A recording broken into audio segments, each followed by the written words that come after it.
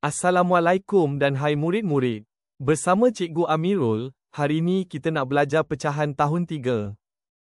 Jadi, hari ini kita akan belajar dua perkara iaitu pecahan tak wajar dan nombor bercampur.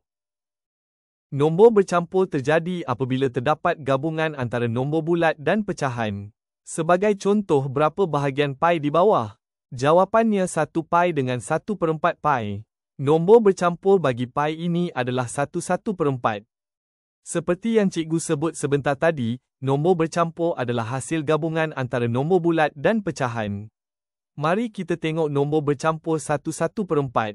1 adalah nombor bulat manakala 1/4 adalah pecahan. Tajuk seterusnya adalah pecahan tak wajar. Pecahan tak wajar adalah berbeza dengan pecahan wajar.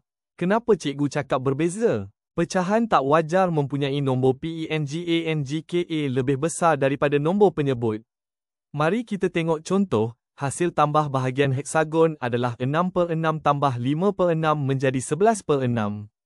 11 iaitu PENGANGKA lebih besar daripada 6 iaitu penyebut, maka pecahan ini ialah pecahan tak wajar.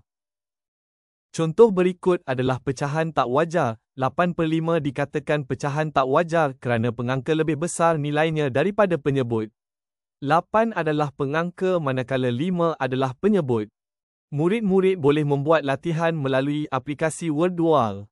Murid boleh menjawab sambil bermain melalui link yang disediakan. Selamat mencuba. Sekian, terima kasih murid-murid. Sampai jumpa lagi di pembelajaran kita seterusnya. Ingat, matematik itu mudah jika kita buat banyak latihan.